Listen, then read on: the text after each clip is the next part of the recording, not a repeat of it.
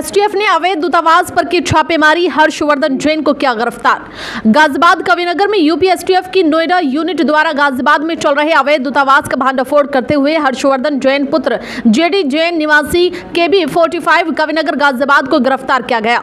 हर्षवर्धन केबी 35 कविनगर में किराए पर मकान लेकर अवैध रूप से वेस्ट आर्किटिक दूतावास चला रहा था तथा अपने आप को कई अन्य देशों का एम्बेसडर बताता था और कई डिप्लोमेटिक नंबर लगी गाड़ियों से चलता भी था।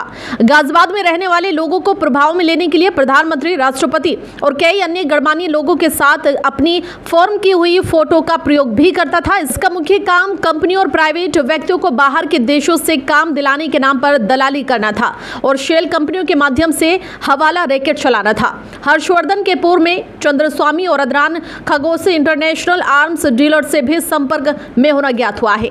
उल्लेखनीय है कि 2011 में हर्षवर्धन से अवैध सैटेलाइट फोन भी बरामद हुआ, जिसका अभियोग थाना कविनगर में पंजीकृत है।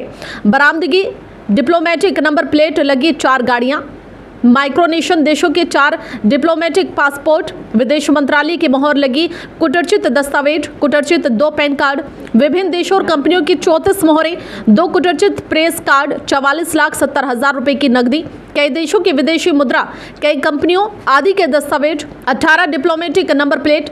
उक्त के संबंध में थाना कविनगर गाजियाबाद में अभियोग पंजीकृत कराकर अग्रिम वैधिक कार्रवाई की जा रही है। देखिए खास रिपोर्ट। यूपी एसटीएफ के नोएडा यूनिट ने दिनांक 22/7/2025 को गाजियाबाद में एक चल रहे अवैध दूतावास चला रहे व्यक्ति को पकड़ा है। इस व्यक्ति का नाम है हर्षवर्धन जैन पुत्र जेडी जैन। ये रहने वाला केबी 45 कविनगर गाजियाबाद का है। इसको अवैध दूतावास चलाते हुए गिरफ्तार किया है और इसके पास से काफ़ी सामग्री बरामद हुई है।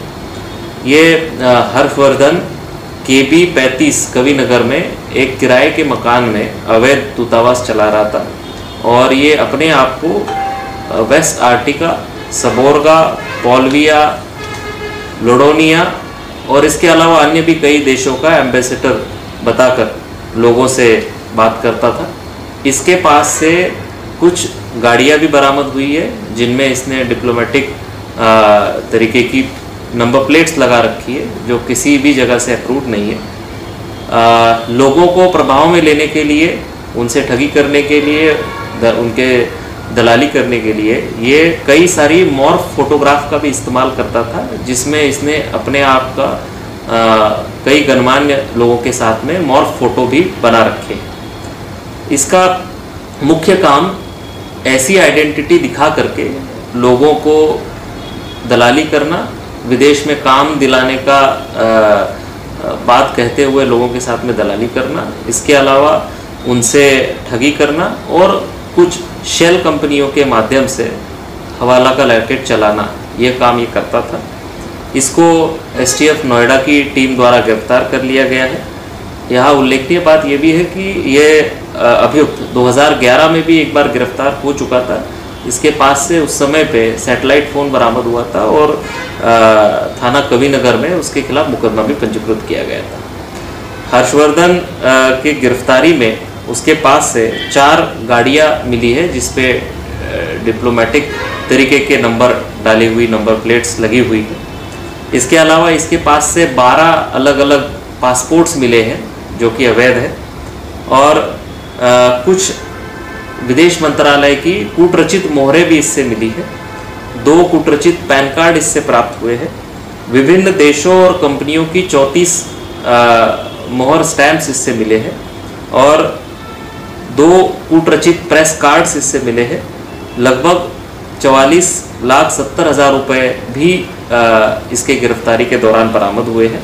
कई देशों की विदेशी मुद्रा भी मिली है जिसमें कोई कंपनियों के दस्तावेज भी है और 4 गाड़ियों के अलावा और उन पे लगी हुई नंबर प्लेट्स के अलावा और 18 नंबर प्लेट्स भी इसकी गिरफ्तारी के दौरान बरामद हुई है।